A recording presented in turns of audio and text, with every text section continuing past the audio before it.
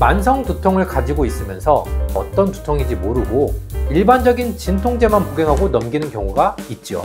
여러분도 긴장성 두통이 의심된다면 다음 포인트들을 확인해 보세요.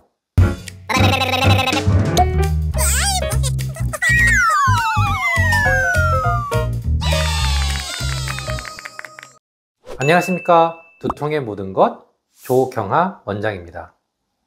두통은 전 세계 사람들에게 아주 많이 나타나는 질환이면서 장애를 일으키는 심각한 질환이라고 했죠.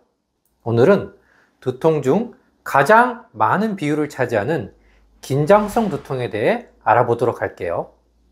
주변에 편두통 환자가 있는 분은 아시겠지만 편두통처럼 어렸을 때부터 시작하고 통증이 아주 심하게 발생하는 경우는 병원에서 검사를 받아보고 편두통으로 진단을 받고 계신 경우가 많습니다.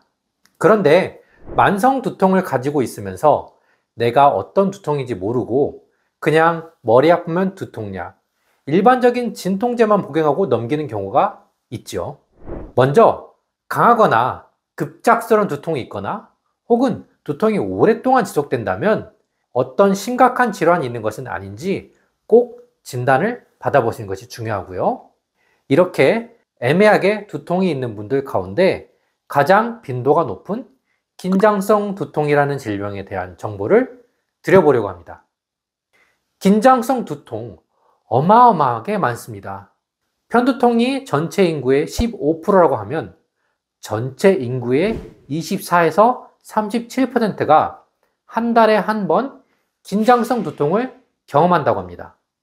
10명 중 1명은 일주일에 한 번 이상 긴장성 두통에 시달리고 평생 대부분의 시간을 긴장성 두통에 시달리는 분도 100명 중에 2명에서 3명이라고 하니 정말 많은 분들이 긴장성 두통으로 시달리고 계십니다. 긴장성 두통은 주로 머리 밖에서 오는 통증으로 묘사를 하세요. 머리가 무겁다, 둔한 압박감과 조임이 있고 머리 주위에 단단한 밴드를 착용한 것처럼 느껴진다고 호소합니다. 띠나 모자를 언급하기도 하고 어떤 분들은 머리와 어깨 위에 무거운 무게를 언급합니다. 긴장감, 압력 또는 수심 같은 용어로 통증을 묘사하는 분도 있습니다. 90% 정도는 양측으로 오고 상대적으로 심하지 않은 통증이기 때문에 의사의 진단이나 치료를 받지 않고 지내는 경우가 많습니다. 긴장성 두통은 특별한 검사 방법이 있는 것은 아닙니다. 환자분의 증상으로 진단하는 질환이고 이런 증상을 일으킬 수 있는 다른 질병을 배제하고 나서 긴장성 두통의 특징들이 있을 때 진단하는 거예요. 예를 들면 아주 강한 통증이 지속적으로 온다. 이 경우는 긴장성 두통으로 보지 않고 다른 질환이 있는지 질환 여부를 확인해야 합니다. 긴장성 두통은 약하거나 중간 강도의 두통이 대부분이기 때문이에요. 또 두통이 오면서 속이 안 좋다, 피로감이 심하게 온다, 혹은 시각이나 청각 과민이 온다면 긴장성 두통이 아닌 다른 질환을 먼저 확인해 보는 것이 우선입니다. 일반적으로 긴장성 두통이 있으면 머리나 목을 눌러서 아픈 부위가 있는지 확인해 봅니다.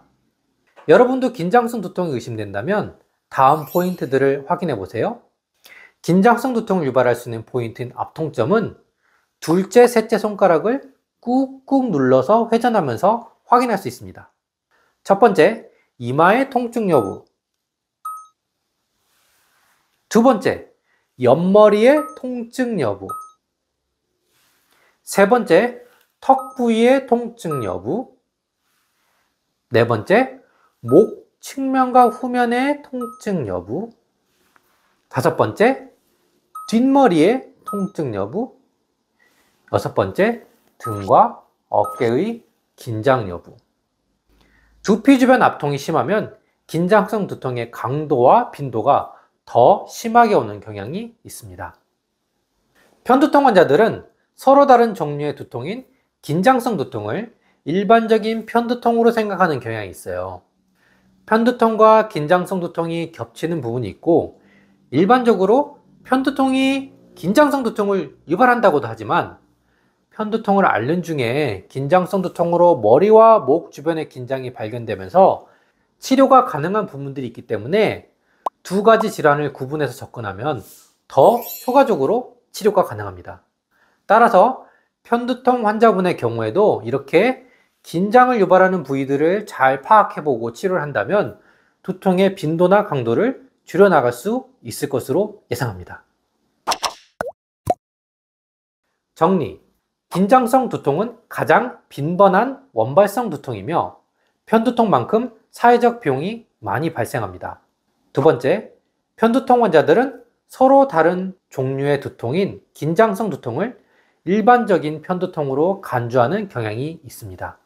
세 번째, 긴장성 두통은 양측성 압박감, 조이는 가벼운 혹은 중간 정도의 두통이며 그 외에 다른 증상이 없습니다. 네 번째, 가장 빈번한 감별 진단은 아우라가 없는 편두통과 진통제를 너무 남용해서 발생하는 약물 남용성 두통입니다.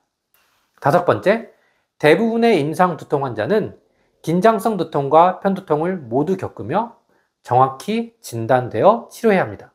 두통 일기, 자세한 병력, 그리고 검사가 필수적입니다. 오늘도 많은 도움이 되셨길 바랍니다. 편안한 하루 되시고 두통 없는 하루 되세요. 감사합니다.